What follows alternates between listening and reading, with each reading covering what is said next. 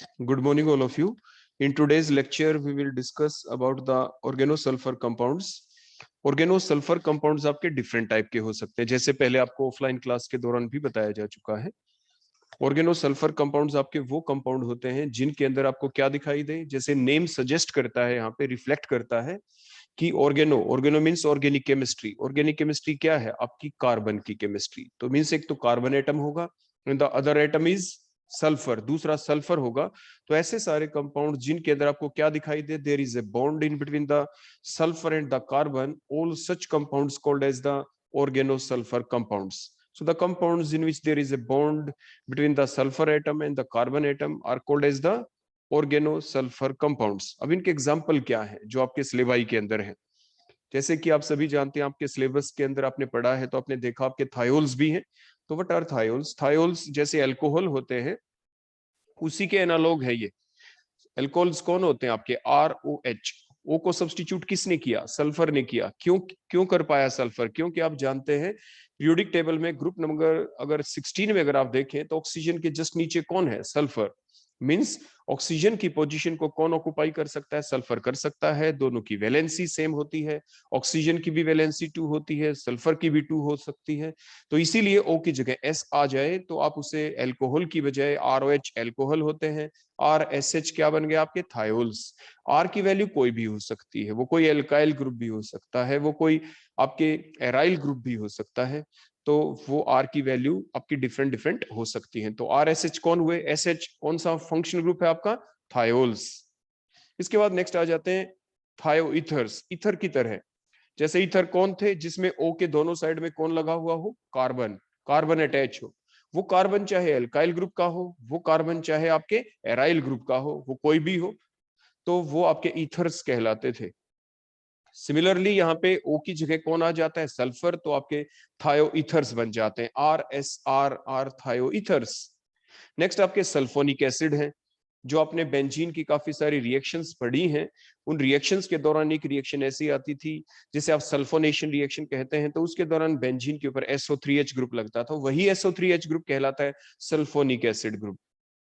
ये जो sulphonic acid आपके कंपाउंड्स आपके भी आपके सिलेबस के अंदर। नेक्स्ट आपके सोप एंड डिटर्जेंट्स हैं, लेकिन soap and detergents different type के हो सकते हैं, लेकिन वो सोप एंड डिटर्जेंट जिसके अंदर सल्फर भी आए वो आपके सिलेबस के अंदर है। क्यों? आगे आपको बताया जाएगा। डिटर्जेंट आपके डिफरेंट टाइप के होते हैं, वो कैटाइनिक भी हो सकते हैं, एनायनिक भी हो सकते हैं, नॉन आयनिक भी हो सकते हैं। तो आपके जो एनायनिक डिटर्जेंट्स होते हैं, एनायनिक जो डिटर्जेंट्स होते हैं, वो सोप से जो डिफर करते हैं वो सिर्फ इसी बात में तो करते हैं। वो लोग किस चीज में करते हैं? आपने लोअर क्लासेस में पढ़ा भी होगा कि the sodium salt of carboxylic acid तो आपके सोप होते हैं, लेकिन अगर आप सल्फो कार्बोक्सिलिक एसिड की बजाय सोल्ट किसका ले लें? सल्फोनिक एसिड का सोल्ट ले लेते हैं, तो आप उन्हें डिटर्जेंट्स कहते हैं। लेकिन डिटर्जेंट भी कौन से? एनायनिक, वो आपको बाद में बताया जाएगा। फिलहाल अब हम स्टार्ट करते हैं अपना पहला part, that is the thiols. Thiols को लेके अब हम स्टार्ट करेंगे। तो जो प्रिपरेशन देखते हैं पहले हम, फिर रिएक्शन, उसके बाद बेसिक जो क्वेश्चंस हैं वो भी बाद में डिस्कस कर लिए जाएंगे। तो प्रिपरेशन थायोल्स की कैसी होंगी? Like that of the alcohols. जैसे अल्कोहल की प्रिपरेशन थी, बिल्कुल वैसी ही प्रिपरेशन है आपकी थायोल्स की। देखो ये हमने थायोल्स लिख दिया, R single bond S single bond H, these are called thiols. इन्हें आप थायोल्स कहते हैं। अब इनको प्रिपेयर कैसे करें? जैसे कि आप अल्कोहल से प्रिपेयर करते थे। फॉर एग्जाम्पल मान लीजिए आपके पास एल्काइल हैलाइड हो, तो एल्काइल हैलाइड को आप कैसे कन्वर्ट करते थे? अल्कोहल के अंदर आप वहां पे डालते क्या थे? बोलो कौन सा रिएजेंट? एक्वस KOH डालते थे आप वहां पे, या एक्वस NaOH डाल देते थे आप। सिमिलरली आप यहाँ पे क्या ले लेंगे? NaOH की बजाय NaSH ले लेंगे, या KOH की बजाय KSH ले लेंगे। जैसे हमने यहाँ पे लिया, हमने क्या लिया? Aqueous KSH। तो क्या हुआ? कैसी होगी ये रिएक्शन? ये रिएक्शन एक न्यूक्लियोफिलिक सब्स्टिट्यूशन रिएक्शन होगी, क्योंकि आप जानते हैं एल्काइल हैलाइड में देखो R के ऊपर स्लाइट पॉजिटिव चार्ज होता है, हेलोजन के ऊपर स्लाइट नेगेटिव चार्ज होगा। यहाँ पे एक्वस KSH में K पॉजिटिव है, SH नेगेटिव है। तो ये जो SH नेगेटिव है किस पे अटैक करेगा? बोलो R के ऊपर। और यहाँ पे दोनों इलेक्ट्रॉन लेके देखो X बाहर रिप्लेस हो जाएगा, that is the substitution reaction. तो ओवरऑल क्या लगा? R के ऊपर SH जा लगा, साइड प्रोडक्ट क्या निकला? KX, वो आपका साइड प्रोडक्ट बन जाएगा। तो इस टाइप से आपके क्या बन गए यहाँ पे? थायोल्स। तो इस टाइप से आप थायोल्स को प्रिपेयर कर सकते हैं। ये भी आपने ध्यान रखा होगा पहले कि अगर हम गलती से एक्वस KOH की बजाय एल्कोहलिक KOH ले ले तो क्या होता? तो एल्कोहलिक KOH अगर हम ले लेते तो डिपेंड करता है कि एल्काइल हैलाइड कौन सा है। मान लीजिए अगर हम एल्काइल हैलाइड ऐसा ले लें, देखो साइड में मैं लेके दिखाता हूँ। फॉर एग्जांपल अगर हम ये ले लेते CH3Cl, और अगर हम इसके अंदर ही डाल दें, क्या डाल दे बोलो इसके अंदर, ये यही जो अभी मैंने आपको बताया था एक्वस KSH, बताओ प्रोडक्ट क्या बनेगा यहाँ पे? प्रोडक्ट तो आपका उसी टाइप से बन जाएगा CH3SH। लेकिन मैंने अभी आपसे एक चीज पूछी कि अगर हम इसमें एल्कोहलिक डाल देते, एल्कोहलिक KSH, तो क्या प्रोडक्ट बनता? बताओ बेटा क्या बनेगा फिर? एल्कोहलिक KSH डाल दे तो क्या हो? एल्कीन। तो आपकी एलिमिनेशन रिएक्शन हो जानी चाहिए यहाँ पे। बताओ क्यों? क्योंकि एल्कोहलिक KSH जब हम लेते हैं तो ये जो स्पीसी है, क्योंकि इसमें अल्कोहल ले लिया, बड़ा पार्ट है ये एल्कोहलिक इथोक्साइड, मान लीजिए इथेनोलिक KSH ले लें, तो ये बेस का काम करता है। अगर ये बेस का काम करे तो अटैक कहां पे करेगा? फिर ऐसा होगा कि जो एल्काइल हैलाइड है, अगर हम इसको ओपन फॉर्म में लिख दें, देखो इस टाइप से, देखो इस टाइप से ले लें, तो क्या हो सकता है? मान लीजिए बेस का काम करता है, तो बेस का काम करेगा तो ये बेस किस पे अटैक करेगा? बेस तो वो स्पीसी होती है which donate their electron to the H atom, जो H को अपने इलेक्ट्रॉन दे दे। अगर ये H को दोनों इलेक्ट्रॉन अपने दे दे तो देखो कार्बन ने दोनों इलेक्ट्रॉन रख लिए, अब यहाँ से Cl निकल जाएगा, देखो इस टाइप से। और फिर स्पीसी बोलो आपकी क्या बनी? ध्यान से देखे, एक कार्बन बच गया, कार्बन के ऊपर बोलो क्या है? दो H है, देखो दो बोलो क्या है ये, एक दो H बच गए। और जो ये बॉन्ड टूटा था C और H का, ये दोनों इलेक्ट्रॉन इस कार्बन के पास आ गए, ये तो कार्बीन्स बन गई। बोलो क्या बन गई? ये तो कार्बीन्स। बोलो कौन सी स्पीसी बनी है? कार्बीन। लेकिन ये कब बनी? अगर आपने क्लोरोमीथेन लिया था। लेकिन अगर मैं आपके सामने, देखो ये तो फर्स्ट एग्जांपल मैंने आपको लेके दिखाया दोनों में कंपैरिजन करके, लेकिन अगर मैं ले लूं यहाँ पे, ध्यान से देखें, जस्ट ए मिनट,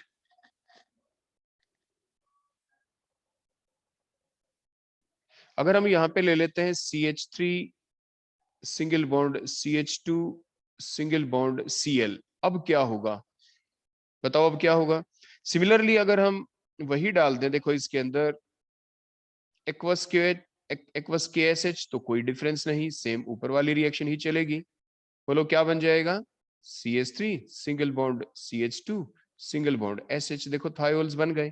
लेकिन अगर हम इसमें ले लें, अब बोलो क्या डाल दें इसके अंदर? एल्कोहलिक KSH, तो अब बताओ बेटा क्या बनेगा? क्योंकि एल्कोहलिक KSH है, किस चीज का काम करेगा बताओ? बेस का। अब बेस का काम करेगा तो यहाँ पे देखो अल्फा के साथ साथ बीटा कार्बन भी आ गया। पहले जो कंपाउंड था उसके अंदर देखो एक ही कार्बन था, आप देखे ध्यान से, अल्फा, ओनली अल्फा, इसीलिए कार्बीन्स बनी थी। इसलिए देखो जो स्पीसी बनी थी वहां पे बोलो क्या बन गई थी? कार्बीन्स। और कार्बीन कोई स्टेबल स्पीसी नहीं, वन स्टेबल स्पीसी होती हैं, वो रिएक्शन इंटरमीडिएट होती हैं which are formed during the reaction, और फर्दर रिएक्शन में इन्वॉल्व होता है उनको, इनको आप आइसोलेट नहीं कर सकते।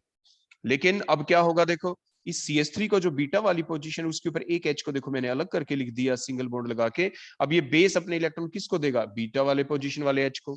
तो दोनों इलेक्ट्रॉन्स जो थे कार्बन और H के बीच के दोनों इलेक्ट्रॉन, देखो ये अब शिफ्ट हो जाएंगे कार्बन कार्बन के बीच, वहां पे डबल बॉन्ड बन जाएगा। इस कार्बन के पहले से 4 बॉन्ड है, अब 5 हो गए, तो Cl को जाना होगा, तो ये लिविंग ग्रुप है। तो अब देखो क्या बन गया? CH2 डबल बॉन्ड CH2 बन गई ना आपकी एल्कीन्स। आ गई बात समझ में? तो आप इन चीजों को जरूर ध्यान रखें कि अगर आपने एल्कोहलिक KOH लिया है या एल्कोहलिक KOH लिया है तो एल्काइल हैलाइड कौन सा है? वो CH3Cl तो नहीं। कभी आप ये गलती मत कर देना CH3Cl हो उसके अंदर भी कुछ और बनाए मिले। ध्यान रखें CH3Cl में अकेला अल्फा कार्बन था, इसलिए उसमें इंटरमीडिएट कार्बीन्स बनेगी। लेकिन अगर आप ऐसा एल्काइल हैलाइड ले लें जिसमें अल्फा के साथ बीटा कार्बन भी हो, तो फिर उस टाइम पे एलिमिनेशन रिएक्शन होती है, और ऐसी एलिमिनेशन रिएक्शन को आप कहते हैं अल्फा बीटा एलिमिनेशन रिएक्शन, या simply called the beta elimination reaction. एक अल्फा के ऊपर से Cl निकला, बीटा के ऊपर से H निकला, इसलिए इसको कहते हैं अल्फा बीटा एलिमिनेशन रिएक्शन। या क्योंकि अल्फा से तो निकलना ही निकलना है। पहले वाली बोलो कौन सी एलिमिनेशन रिएक्शन थी जिसमें कार्बीन्स बनी थी? Cl कहां से निकला था? अल्फा से। H कहां से निकला था? अल्फा से। So called alpha alpha elimination reaction, और simply called as the alpha elimination reaction. तो पहले वाली जो रिएक्शन थी वो बोलो आपकी कौन सी थी? वो थी आपकी अल्फा एलिमिनेशन रिएक्शन। और ये बोलो कौन सी रिएक्शन चली यहाँ पे? ये एग्जांपल जब हमने लिया, that is the beta elimination reaction. तो जब कभी आप कंपटीशन का कोई एग्जाम दे रहे हो तो उसके दौरान ये छोटी छोटी बातें आपको लिखी मिल सकती है ऑप्शंस के अंदर, इसलिए इन छोटी छोटी बातों का भी आपको ध्यान रखना ही है। क्लियर हो गया? इतना आ गई बात समझ में?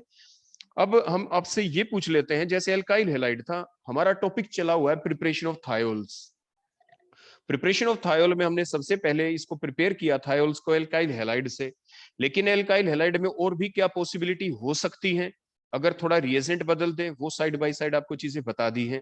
अब अगला क्वेश्चन आता है कि अगर हमारे पास एल्केन होते, देखो सिंपली मैंने RH लिख दिया, देखो उसके ऊपर RH, और फिर कह दे एल्केन को थायोल्स में बनाएं, कन्वर्ट करें थायोल्स में, तो आप सभी जानते हैं ना एल्केन में एक ही रिएक्शन होती है कन्वर्जन के दौरान सबसे पहले, वो तो हेलोजिनेशन रिएक्शन होती है। मीन सबसे पहले आप Cl2 इन प्रेजेंस ऑफ क्या करेंगे, लाइट, या Cl2 ना लिख के हमने X लगा रखा है तो आप लिख सकते हैं X2 इन प्रेजेंस ऑफ, बोलो क्या, लाइट। हेलोजिनेशन रिएक्शन आपने कर दी, मींस H हट जाएगा, होमोलाइटिक फिशन क्लीवेज होता है यहाँ पे। मैकेनिज्म बोलो कौन सा होता है, फ्री रेडिकल मैकेनिज्म आप पढ़ चुके हैं। हेलोजिनेशन ऑफ एल्केन का जो मैकेनिज्म है वो एक फ्री रेडिकल मैकेनिज्म है, H हटा और X लग गया, RX बन गए, और फर्दर आगे की रिएक्शन तो हम आपको बता ही चुके हैं। क्लियर हो गया? तो आप इसको एल्केन से भी बना सकते हैं, थायोल्स को एल्काइल हैलाइड से भी आप इसको बना सकते हैं। ठीक हो गया? इसके बाद नेक्स्ट मेथड ऑफ प्रिपरेशन देखते हैं। नेक्स्ट आप इसको एल्कोहल से भी बना सकते हैं। देखो जो मैंने अभी ये पार्ट लिखा है इसको मैं थोड़ा क्लियर कर दूं यहाँ पे, ताकि जो नेक्स्ट मेथड है उसको हम आपको बताएं। तो नेक्स्ट जो प्रिपरेशन होगी वो होगी फ्रॉम एल्कोहल। देखो जो अभी मैं आपको ये पढ़ा रहा हूँ ये सारा का सारा लेक्चर में डाल दूंगा क्लास फिनिश होते ही साथ, ठीक है ना? आप इसको दोबारा से रिपीट कर सकते हैं, किसी ने नोट डाउन ना किया हो तो कोई दिक्कत नहीं है, आप आराम से बाद में नोट डाउन कर लेना। तो दूसरा है एल्कोहल से बनाना। तो बताओ एल्कोहल से बनाने के लिए क्या करेंगे? देखो ओ हटा के ऐसी तो लगाना है ना, तो सिंपल रिएजेंट है हमारे पास, वो रिएजेंट बोलो कौन है आपके, बताओ कौन? Na2S डाल सकते हैं, P2S5 डाल सकते हैं। अगर आप ये डाल दें तो बोलो क्या हो जाएगा, आपकी सिंपल रिप्लेसमेंट होगी ऑक्सीजन की, किसके द्वारा, सल्फर के द्वारा। तो इस टाइप से आपका O हट गया, S लग गया उसकी जगह, बड़ी सिंपल सी रिएक्शन है।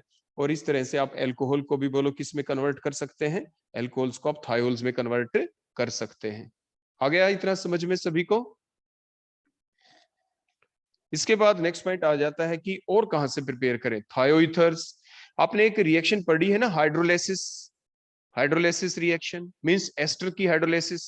अगर आपके पास ईस्टर्स होते थे, अगर आप उसकी हाइड्रोलाइसिस कर देते थे तो क्या बनते थे, एक तो अल्कोहल और दूसरे कार्बोक्सिलिक एसिड। अब हमने एस्टर्स की बजाय थायो एस्टर्स ले लिए यहाँ पे, बोलो कौन लिया है हमने, थायो एस्टर्स।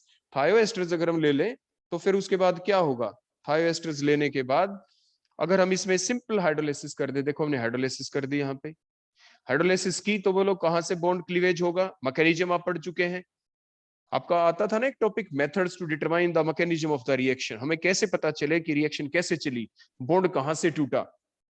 तो सिंपली यहाँ पे जब आप हाइड्रोलाइसिस करेंगे तो एक तो बोलो प्रोडक्ट क्या बनने वाला है, बताओ क्लीवेज कहां से आपको दिख रही है साफ साफ, एक तो क्लीवेज यहां से हो जाएगी, बोलो दिख रहा है ना आपके, एस के आगे बोलो कौन लगा यहाँ पे, H पॉजिटिव, और इधर बोलो कौन लगेगा, OH नेगेटिव। डायरेक्ट अगर आप देखें तो इससे क्या बन गया, एक तो carboxylic acid as a side product, और मेन प्रोडक्ट जो हम बनाना चाहते थे वही बोलो कौन, बताओ कौन है ये, थायोल्स। हमारा टॉपिक थायोल्स ही चला हुआ है।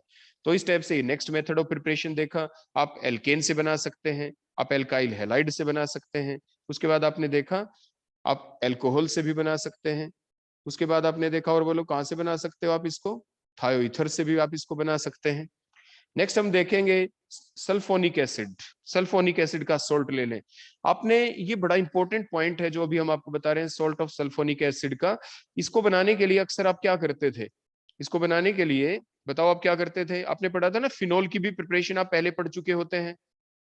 जब भी आप फिनोल की प्रिपरेशन करते थे तो आप सल्फोनिक एसिड से प्रिपेयर करते थे। सिमिलरली यहाँ पे जो अब हम प्रिपरेशन आपको करके अब दिखा रहे हैं, तो सिंपल आप क्या करेंगे, यहाँ पे आप इसके अंदर डालेंगे, जैसे वहां पे डालते थे NaOH, NaOH, तो यहाँ पे देखो हमने क्या डाला, NaSH, बोलो क्या डाल दिया, NaSH हमने इसमें डाल दिया। तो NaSH डालने से बोलो क्या निकलेगा, इसके अंदर निकलेगा Na2, देखो इस टाइप से Na2SO3 as a side product.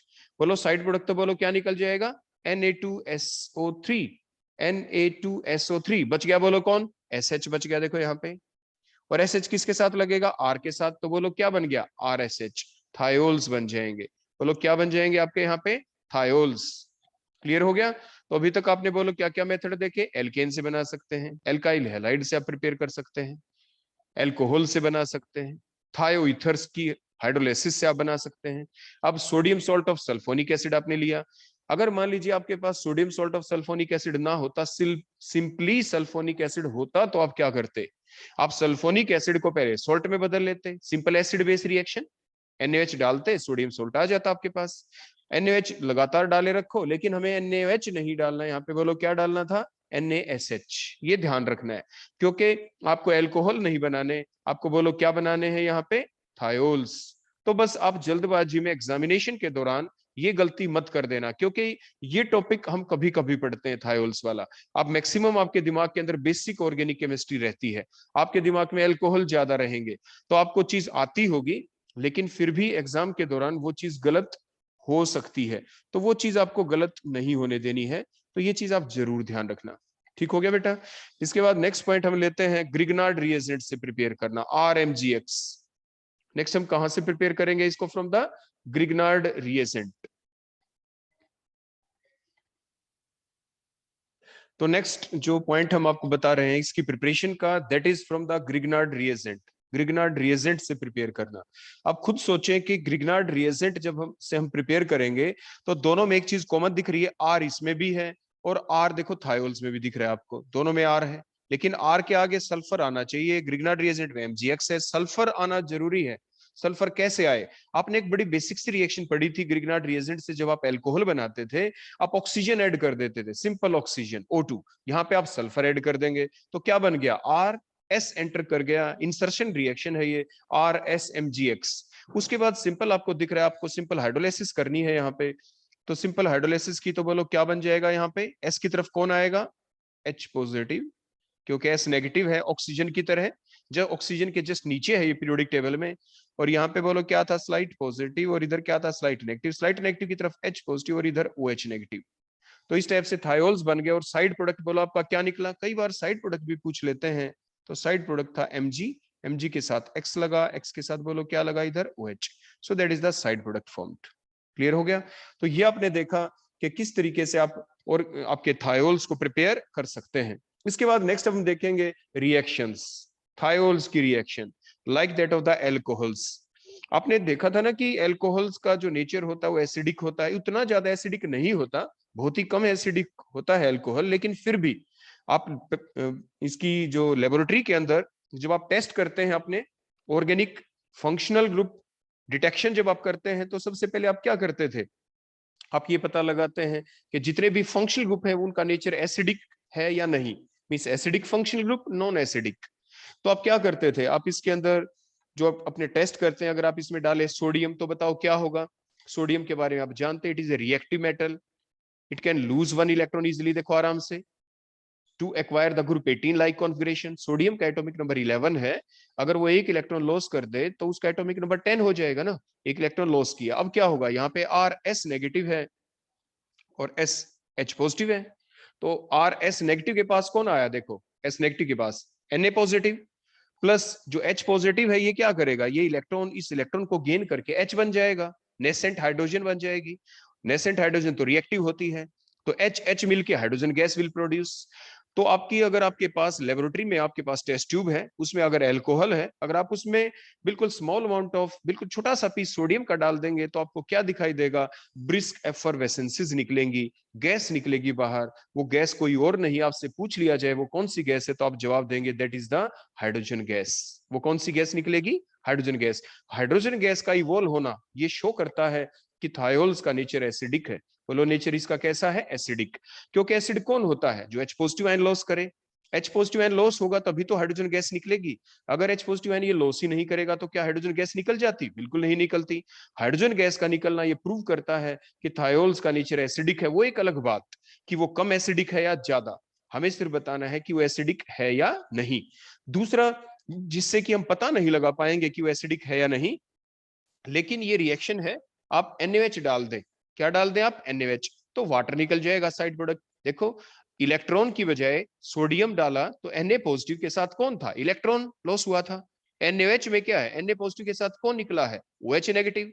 तो OH नेगेटिव क्या करेगा, थायोल्स के H पॉजिटिव के साथ मिलके वाटर ही तो एज ए साइड प्रोडक्ट बनेगा। तो मींस दोनों रिएक्शन एक ही जैसी हैं, लेकिन अगर डिटेक्ट करना हो लेबोरेटरी के अंदर तो आप स्मॉल पीस ऑफ सोडियम डालेंगे, तभी आप हाइड्रोजन गैस की इवोल्यूशन के बारे में पता लगा सकते हैं। क्लियर हो गया। नेक्स्ट रिएक्शन जो अभी हमने देखा था हाइड्रोलाइसिस ऑफ एस्टर, उसकी जस्ट रिवर्स, उसकी बिल्कुल उल्टी रिएक्शन पढ़ी थी ना सभी बच्चों ने, फिशर स्पायर एस्टेरिफिकेशन रिएक्शन। क्या होती थी, आप क्या करते थे, एल्कोहल में कार्बोक्सिलिक एसिड डालते थे, वही हमने किया, एल्कोहल्स की बजाय थायोल्स में हमने कार्बोक्सिलिक एसिड डाल दिया।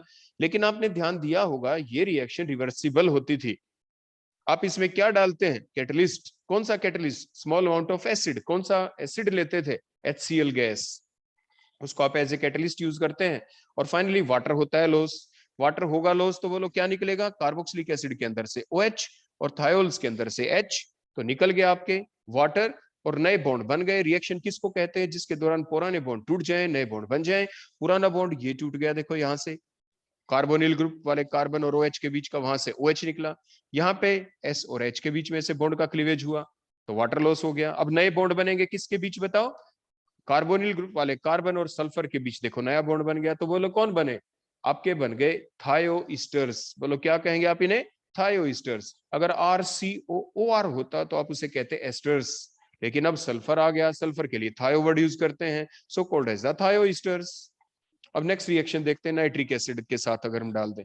बोलो नाइट्रिक एसिड कैसा एजेंट है, सभी जानते हैं, it is an oxidising agent, it is a very good oxidising agent, it is a strong oxidising agent. Strong oxidising agent oxygen provide करेगा। आप ये बताओ, ध्यान से सोचना और बताएं, ग्रुप नंबर 16 में ऑक्सीजन के नीचे कौन है, सल्फर है। ग्रुप नंबर 16 के आखिर में क्या आता है, 6 आता है। 6 का मतलब क्या है, 6 का मतलब ये रिप्रेजेंट करता है कि ग्रुप नंबर 16 के एलिमेंट मैक्सिमम वैलेंसी 6 तक एक्सपेंड कर सकते हैं। ग्रुप नंबर 16 के एलिमेंट लाइक सल्फर ये अपनी वैलेंसी 6 तक ले जा सकता है। थायोल्स में देखें, सल्फर ने बताओ कितने बॉन्ड बना रखे हैं थायोल्स में, देखो RSH मैंने स्ट्रक्चर खोल के लिख रखी है, 2 ही बॉन्ड बना रखे हैं ना, एक तो R के साथ एक H के साथ, देखो थायोल्स में। अब सल्फर के तो 2 ही बॉन्ड हैं, ये तो 6 बॉन्ड भी बना सकता है, क्योंकि it has vacant d orbital. आपने पढ़ा था इनऑर्गेनिक केमिस्ट्री में कि due to the presence of the vacant d orbital in the sulphur it can expand their valency, it can form the maximum bond up to the 6, ये अपनी valency 6 तक बढ़ा सकता है। तो बताओ अब ऑक्सीडेशन कर रहे हैं 6 तक कैसे बढ़े, सल्फर के और ऑक्सीजन के बीच में बॉन्ड बनने वाले हैं, देखो कुछ इस टाइप से, देखो ध्यान से, सल्फर ऑक्सीजन के बीच बॉन्ड बन गया, एक सल्फर ऑक्सीजन के पास एक बॉन्ड और बना दूसरा, और एक ऑक्सीजन एंटर हो गए S और H के बीच में, हो गई ना कंप्लीट ऑक्सीडेशन, सल्फर ने अपनी वैलेंसी भी एक्सपेंड करवा ली। तो ये बेसिक फैक्ट होते हैं इनऑर्गेनिक केमिस्ट्री के, जो आपको माइंड में रखने पड़ते हैं कि ऐसा हुआ तो आखिर क्यों हुआ, क्योंकि सल्फर अपनी वैलेंसी को एक्सपेंड कर सकता है। और हमने स्ट्रॉन्ग ऑक्सीडाइजिंग एजेंट ले लिया, तो strong oxidising agent full oxidation करेगा, तो कंप्लीट ऑक्सीडेशन हो गया थायोल्स का, और फाइनल प्रोडक्ट हमें मिल गए सल्फोनिक एसिड। बोलो हमें क्या मिल गए, सल्फोनिक एसिड। क्लियर हो गया।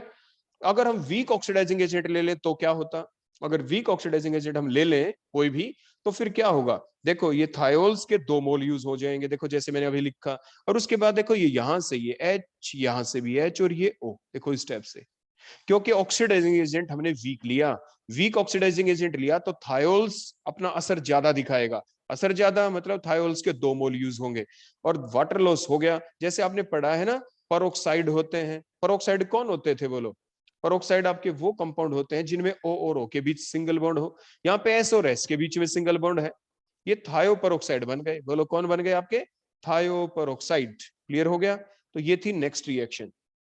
अगली देखें, रेने निकिल डाल दें जो डीसल्फराइजेशन करेगा, या दूसरी तरीके से कह दे जो रिडक्शन करवा देगा। तो थायोल्स की अगर हम रिडक्शन करवा दें या डीसल्फोनाइजेशन रिएक्शन करवा दें तो क्या हुआ, देखो यहां से बॉन्ड का क्लीवेज हुआ, देखो इस टाइप से, R के साथ भी H लग जाएगा, SH के साथ भी H लग जाएगा, बताओ साइड प्रोडक्ट क्या निकला, बताओ शाबाश, H2S गैस। तो H2S गैस आपकी एज ए साइड प्रोडक्ट निकल जाएगी, यहाँ पे H2S, कौन सी गैस निकल जाएगी बोलो, H2S। हो गया क्लियर। तो इस टाइप से आपने देखा कि आपने थायोल्स को एल्केन में भी कन्वर्ट कर लिया।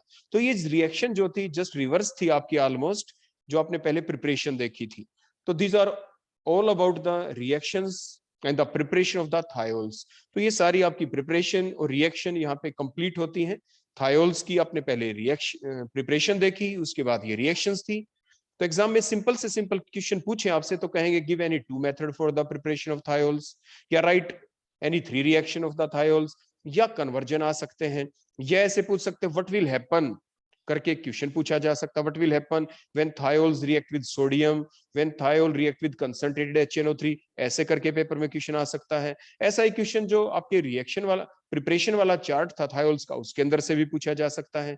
ठीक है बेटा, तो ये सारी चीजें आज अच्छे से घर पे रिवाइज कर लेना।